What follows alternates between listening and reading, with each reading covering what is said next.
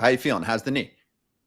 Yeah, it's surprisingly good. It's gonna be a slow process, but we avoided the major stuff, so I'm very thankful about that. And like I said the other day, I get to come back and play baseball this year, and so to me, that's the biggest thing. Dude, all right, we've talked a lot, okay? But listen, there's an old thing in baseball, bro. If you roll around on the ground like that, you better be stretchered off or dead, okay? Like you can't just say I have a bruise. Oh, I'm bruised. Like, come on, Max. Like, I was watching this and we were texting. I was watching this. I'm like, oh my gosh, Max Muncy just died on the field. Like he's gonna have to have his Well, leg amputated. He's rolling around on the ground. And I'm like, okay, he's dead. Something's bad. And then it came back a bruise. Max, explain to the people how bad a bruise can hurt. Well, I was on crutches, so I mean, obviously it hurts pretty bad. Yeah, no, but just it's one of those things where you get anything around your knee like that, you automatically fear the worst, especially with that kind of impact. My whole leg kind of went numb immediately, so I thought something bad had happened. But you know, we went down underneath, did X-rays immediately. They did the ACL tests and all that stuff where they're yanking on your knee. And obviously, I didn't feel great, but it didn't feel as bad as what I thought it would have felt if I had torn something. So I started feeling optimistic immediately. Didn't get the scans till the next day. But yeah, it was just kind of crappy situation that somehow miraculously nothing bad happened out of that except for just a bruise. Let me just say this: we're very happy you're healthy. I don't want people to think out there that I'm getting on you. Trust me, I'm extremely happy that you are healthy, and this was best case scenario. So I just have to make sure that you know that. And then all the Twitter trolls and all the people in the chat are like, "Oh, he wants Max Muncy to be hurt." No, no, no, not at all. I'm very happy you're healthy. It's just as you know, in baseball and in sports, people get hurt, and then once we find out they're not worst case scenario, people in baseball are like, "Oh, we laugh about it." Not laughing at you being injured, but we laugh about the way people, guy gets hit in the elbow, they roll around the ground like they're dead, and then they get back up Hey and keep man, playing. You're like, it hurts. dude, I know it does. Trust me. It Can hurts. you not to rehash everything, but in those moments when you hurt your knee, in that moment, and you're sitting on a table or they're helping you off the field, what are some of the thoughts that go through your head? I one time I ever got hurt, and you had to wait till the next day to get that imaging. What are some of the thoughts that go through your head? Well, it was kind of a wide range. I'm down underneath getting the X-rays, and I hear the stadium kind of go nuts. So my first real emotion was, "Damn it, I missed Kershaw's 3,000. I wanted to be out there for it. I wanted to give him a big hug, and I missed it." Like that was the first thing. As I'm laying there on the ground, I'm like, "Man, I need to get off this field, otherwise Kersh might kill me. He's trying to get this strikeout. Like I'm holding up this game. I got to get off this field somehow." And that's kind of the first thing that I was thinking about. And then as I'm laying there in bed that night, knowing I have to wait till tomorrow to get to this, the next day to get the scans, I'm just replaying everything in my head, because the first thing the doctors always ask you is, "Did you feel a pop? Did you hear a pop?" And I'm like laying there in bed, I'm like, "Man, did I feel a pop? Like, did I not? Like, I don't know." And so you start just thinking about everything. You get no sleep, and then you got to drive over there and get the scans the next day. And thankfully they get the results from that back pretty quick. And so as I was heading to the field, they'd called and said that structurally everything was good. There was some damage in there, but all the ligaments were still intact. That was the biggest thing. And so for me, it was like that night laying in bed, you just replay everything in your head. And I start thinking back to 21 when my elbow had gone, and I was like, "Man, I hope it's not the same thing. Like I can't miss the rest of this year. I just can't do that." No, you're raking too. You're raking. You want to get back out there. You got them glasses. You're raking, so you want to play. You can't wait to get back. But you mentioned Kershaw, and you went down literally the hitter before he got this 3,000th strikeout. Two things on Kershaw's strikeouts. One, after he got his 3,000, did he come in and check on you, or was he just all enthralled with himself about like, "I'm Mr. 3,000 now. Max is down. It's fine, but I got 3,000 strikeouts." And then second of all, have you ever seen a team like the White Sox completely change their approach to not be 3,000 and literally first pitch swing? I'm just going to play Pepper. We're not going to strike out no matter what. Well, so the first one, yeah, Kirsch came running up and gave me a big hug. Um, Yeah, I was telling him congrats, and he was sitting there saying, "Dude, I'm sorry. I'm sorry." I'm like, "What are you sorry for? It's not your fault." He goes, "No, I let the guy get on second. I'm sorry." And I was like, "Dude, it's not your fault, man." Like, but he came up and gave me a big hug. Freddie came running up, gave me a hug. Show was looking for me. That made me feel pretty good that the guys were coming up to check on me, and especially for Kirsch in that moment to come and give me a hug. It was kind of like, that was awesome.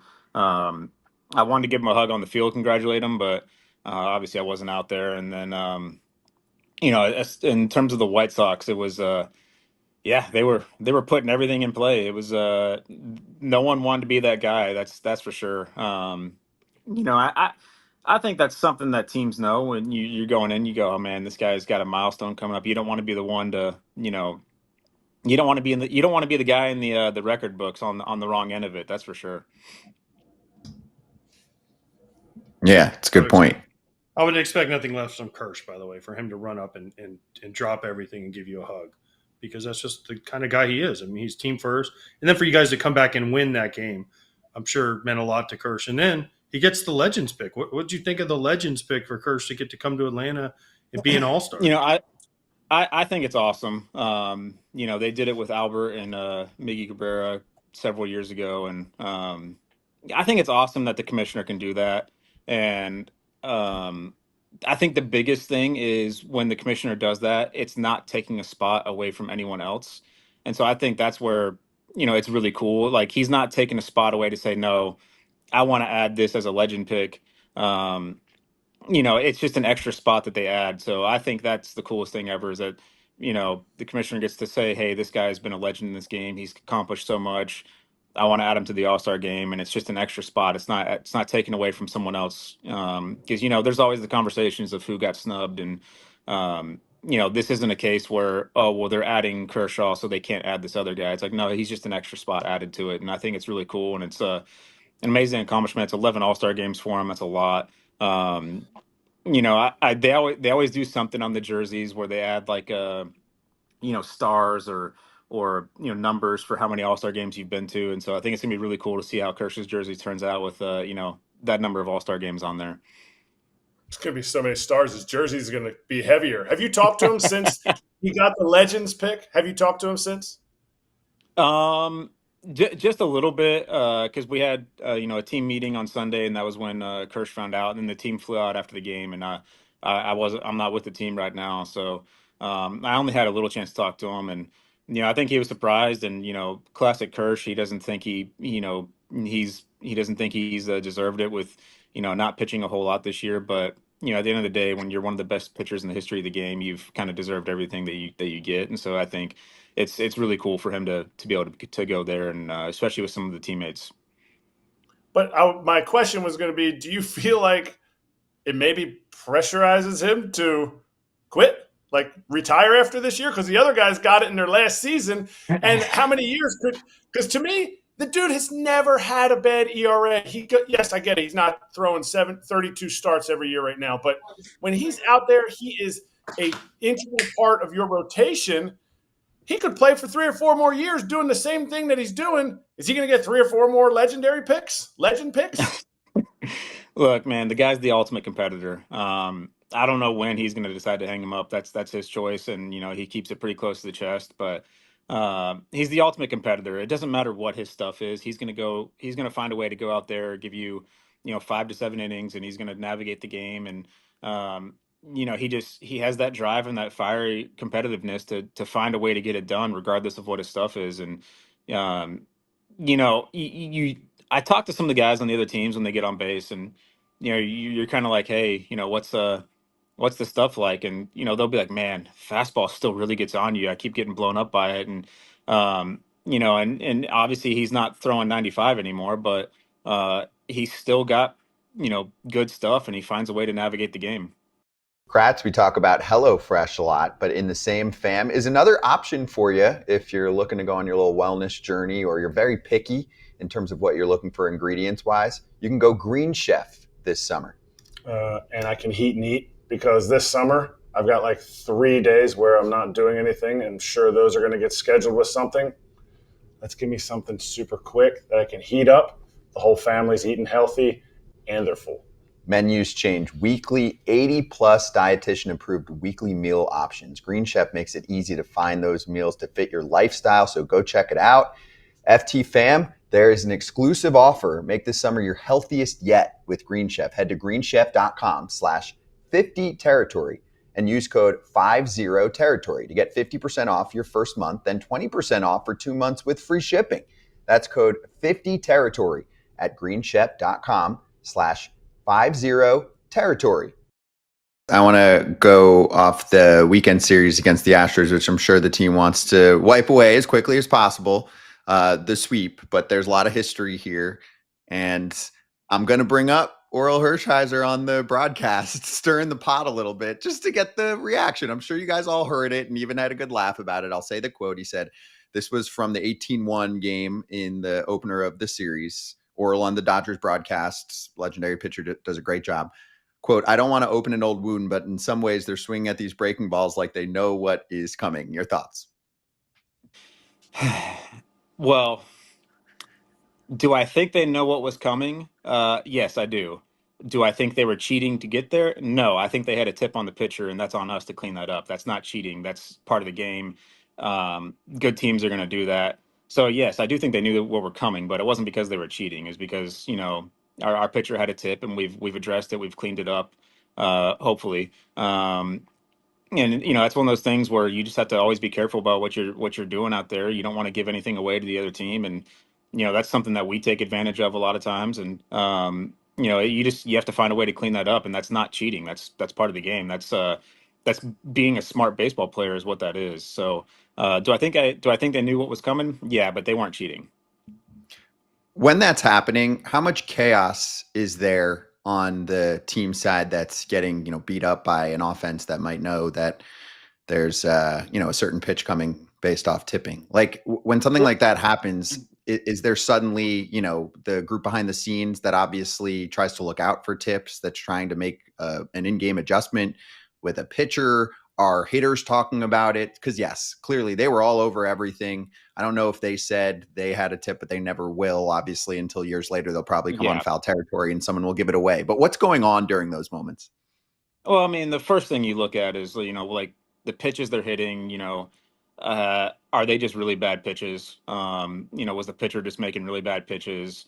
You look at their timing. There was no flinching on any of the pitches, and it was like, okay, so maybe the pitcher wasn't exactly executing his, pitches how he wanted, but there was just no flinching at all. And, they were on everything timing wise. And this is a guy that was throwing 97, 98 with a wicked, wicked slider, and we've seen him dominate a lot of teams. And so for there just to be like no flinching, that kind of throws up a red flag that, okay, they might have something on him. We got to find a way to look at it. And we have a lot of guys that are really, really good at that stuff. And so just, it's kind of a team effort. You just get a whole group together, you start looking at things and you try to address it.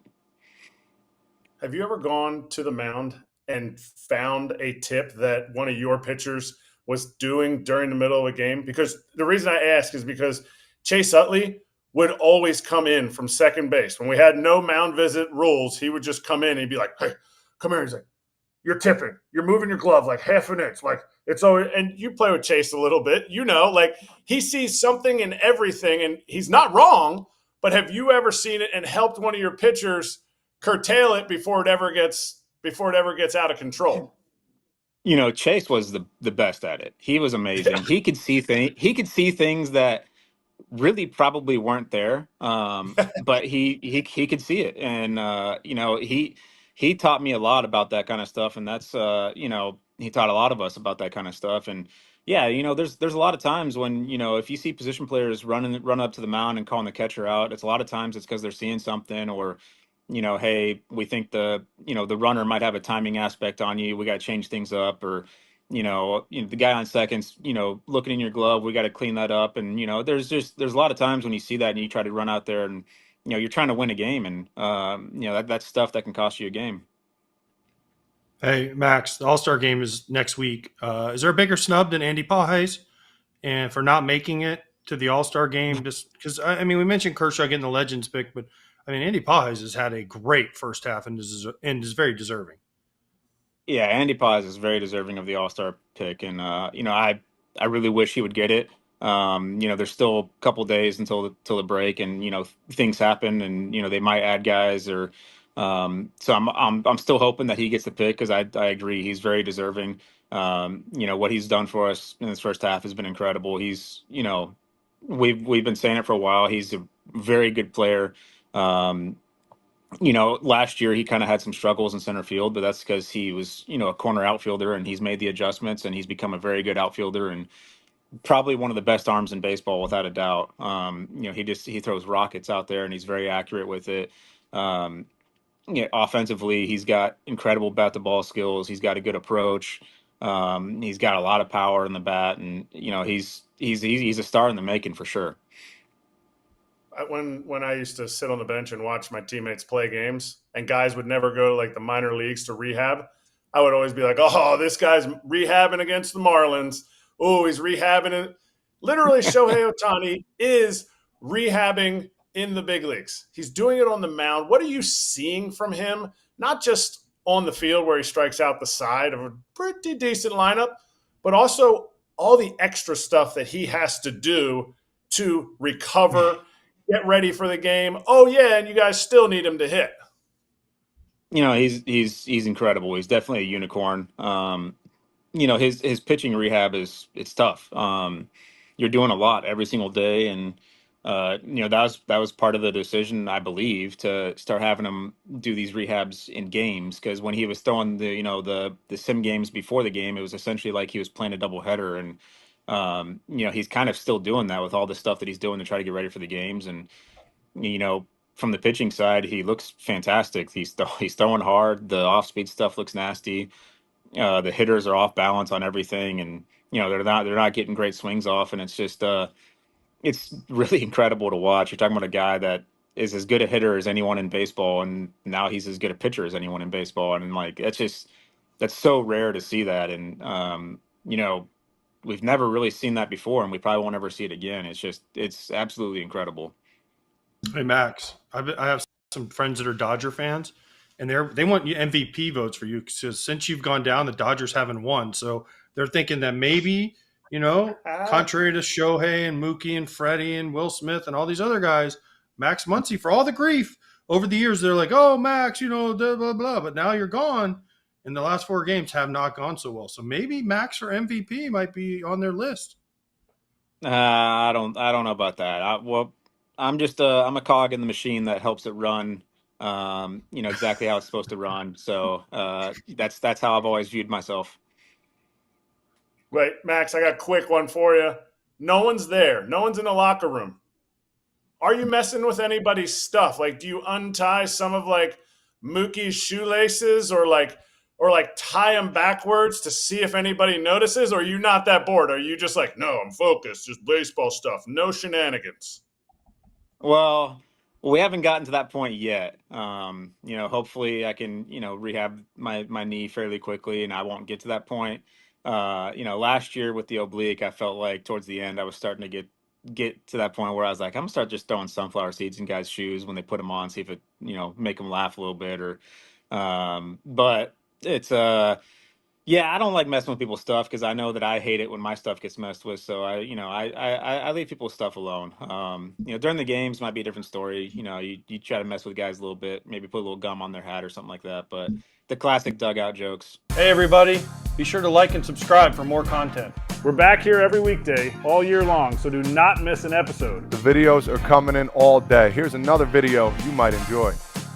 Baseball the way it should be covered.